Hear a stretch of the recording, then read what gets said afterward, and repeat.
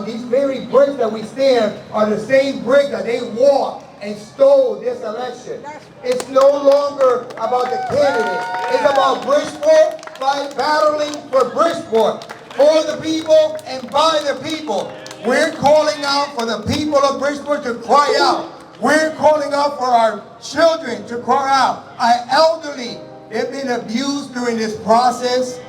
These very bricks, these very cameras caught the images of those that stole this election. And we're saying no more. And it starts from the head. That's why we're crying out. Joe's gotta go. Hello, Bridgeport. I am here to demand a new primary. We want and demand a new primary, and we demand that Wanda Jeter gets arrested. She violated our right to vote. She violated our vote of choice. We want her arrested. And Joe Ganim gotta go. You do not represent the voters of Bridgeport. We want you out. Get out. People of Bridgeport, come out. Voice your concerns. Call your legislators. We demand change in the city. We want change. The fact that what I read that they're more concerned with who leaked the footage than what was taking place is disturbing. And I'm here as a resident of Bridgeport, not as a candidate, but any candidate that lost or won should be upset at what took place. And we need a new primary. Everybody was affected. I don't care if we do it all over and you still lose or you're under, but votes was affected because we don't know what district was put in that box. So if you in the 131st, the 136th, everybody should feel that they was robbed last week. And those here, I use my platform the most I can to reach out. A lot of us have different followers, but we're all Bridgeport residents or nearby cities. Please continue to go live. Please continue to expose. Stop being afraid of whatever or whoever. We have to. The children can't speak. They can't vote. You know what I'm saying? This is for them. This is for the next generation. We got to get the whole administration out and start from the ground up. I'm going to be honest with you. I represent the thousands that are not here. I'm a longtime Bridgeport resident, and I've taken this corruption lightly. I've gotten used to it. I've normalized it. I've always, in my mind, said no matter what I do, no matter who I vote for, the corruption will always win. When you have corruption and power dictates the corruption on whatever he wants to do, and the corruption will do that. So I represent those who don't believe in politics until I started looking at my grandson, started looking at my daughters who are in high school, how I am unhappy with the school system, with the resources, lack of resources, should I say. So I represent the people that are not here because I didn't believe in politics because of this.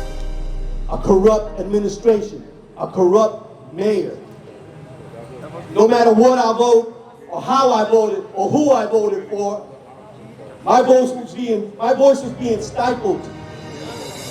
Our voices are being stifled by an administration who is corrupt. And that's why this same mayor continues to win here in Bridgeport. I'm not saying he did bad for Bridgeport. You had your time, buddy. It's time for you to go. Your administration who protects you, instead of protecting the community, they got to go. It is our money who funds this. It is our children in the future of this city who are suffering and will continue to suffer unless we do something. So Joe, sorry buddy, you gotta go. I do want to make sure we don't forget the people who don't live in Bridgeport. A lot of politicians in this state have benefited from this corruption. And now they owe us. They have benefited and looked the other way. Oh, they have taken advantage of the votes they get out of Bridgeport. Yes, yes. And now it's time for those state elected officials to come down and clean up their mess. Yes. Come on now. So I'm just going to leave it at that because they're waiting to decide what they're going to do. But let's not forget, whether it's the Attorney General, the Lieutenant Governor, the Governor, and oh so many others, they all know about the mess now. They can't look the other way and pretend it's not real because they've seen the videos too, and they know it's real, just like we know it's real, and they can't deny it anymore. So they need to stop, well, I won't use that implied expression, but they need to do something now.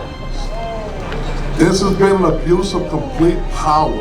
What we've done, what we've allowed Joe Ganim to do, and this administration to the people of Bridgeport has been to cause such chaos, such a loss of trust in the electoral process, that people here in Bridgeport no longer want to participate in the democratic process. Come on. If you want to run for office, the petitioning process is very difficult enough here in the state of Connecticut. We don't need any extra barriers holding us back. Then when we go to vote in primaries, we the people are made, if you're a Democrat here in the city of Bridgeport, which is about 95% of the electorate, we are made to feel inferior to the Democratic Town Committee and the Democratic Town Chairman and their endorsed Democratic individuals, which are typically on row A. It's not a knock on those who get those endorsements. It's a knock on the abuse of power to ensure that we do not get ballot access to be able to compete, to be able to serve the public, to be able to earn your trust for that vote.